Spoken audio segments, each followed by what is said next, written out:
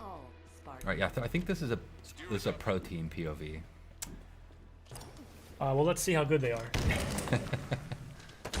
Right off the bat, going for so the he's heat got the wave. heat wave, right? Yep. So he switched the vert. There's Steitzer. Stites. It's good to have Steitzer back, or we call it, there's some nickname of Stitesy is kind of the people implementing the VO. So he threw down a shield, covered the position. Yeah, I like that little peek technique. I haven't personally done that, to be honest. Yeah, I feel like I learned a lot by watching this pro team video actually and how to play it. Like we watch them, we have regular weekly play tests with them. I don't play with them generally because they're so good, and we put our kind of better players up against them. Also noticed that player went straight for the power weapon that spawns on this map in Slayer, which is hard for me to use, if I'm being honest. So you'll see, like, I mean, so you can see the friend foe. That's one of the obvious things you're looking at here. I know Sam was talking about it earlier. This is something that we've continued to kind of iterate and evolve, even beyond this build. I think this might be our main build right now. This power weapon spawns there. The skewer is it's satisfying as heck, but it's hard for me to use. I am worse at that gun than I am with the commando rifle for sure. When you hit a target, like especially a vehicle, it's super satisfying. All right, so he was spectating.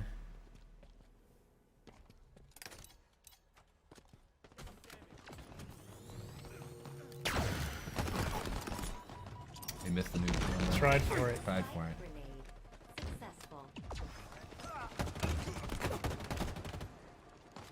Hard for us to hear in studio, but I believe you'll hear some personal AI coming through. Yeah, you're hearing. There's a few things. So there's the Spartan chatter that we had in Halo 5. It really just kind of brings the battlefield, gives a lot more like reaction feedback to what's going on in the game. But you'll hear this personal AI, and what we did with them is we replaced what was called Spartan Leader, our team leader, and it's just a more personal version of that, and they have a lot of personality, and so it lets you kind of swap around and kind of customize that feedback, and they give you a lot of low-level fit. Pulled the power up.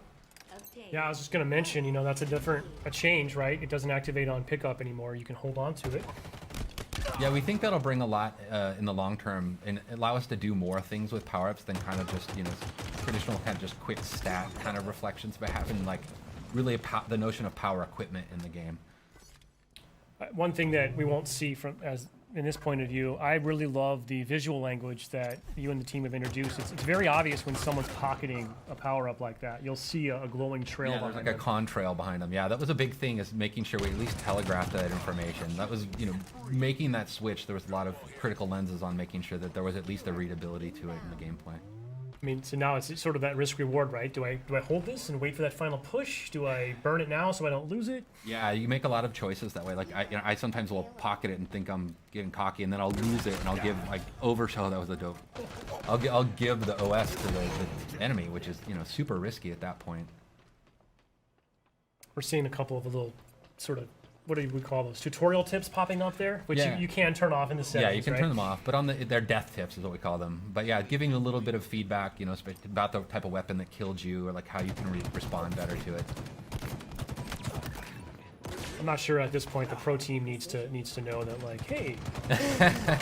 Yeah, exactly. Or like just opt out if you don't really care about it, if you don't need that information, or it makes you feel bad, as some people might feel.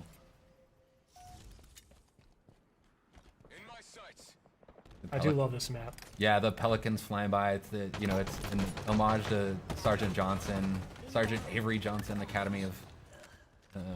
So it's kind of cool just to kind of pay homage to one of ours and everybody's favorite character in the side of the Halo canon. By the way, whoever this player is just getting active camo every spot. I don't know what the other team's up to right now. Seems to be watching that call out. Yeah, the power ups, we treat those like the power weapons and stuff. They're up on a pad. They have a lot of messaging and broadcasting about them, so you know when they're coming up. Now your Spartan AI will tell you that, right? Yeah, the Spartan AI calls it out as well. So there's a lot of information just kind of driving feedback.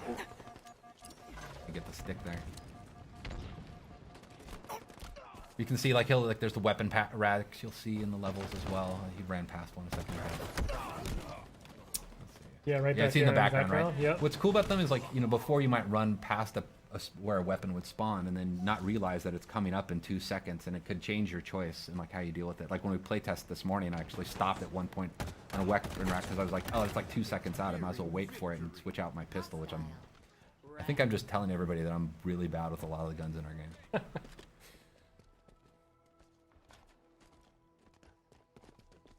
my back.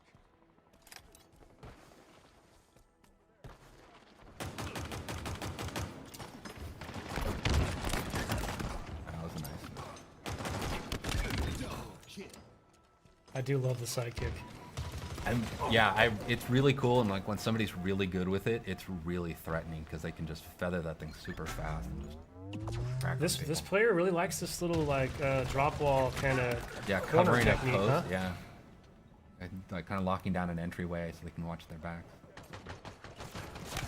It's neat to watch how people use these, like all the different equipments in different ways. Spike obtained. Well, hopefully a lot of players this weekend are going to be lighting us up on social, sharing clips with us, because I can't wait to see just some of the new creative ways that the community at large figures out how to use this new sandbox. Yeah, and it's interesting too, like, I mean, like the way we have our maps tuned, like in our main builds, is they have different equipment and stuff on them, and because we don't have the entire sandbox in the flights, is we swap things out. So it's actually not even the same kind of, basically, map placement path that we would have in the released version of the game. But you know, it just at least gives us something so we can get something in there for people to play with.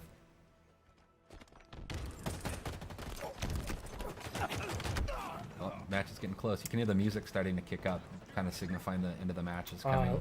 I do love that. The multiplayer music, very cool. I'm really proud of the multiplayer music. There's a cool story about how we got to basically getting the music in the game. But it really meets this tone. It's something I've really wanted since Halo 4.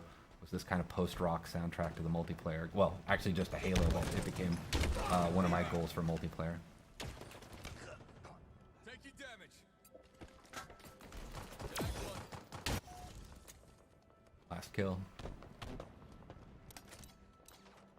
You've lost a teammate. 5 minutes remaining. Cool.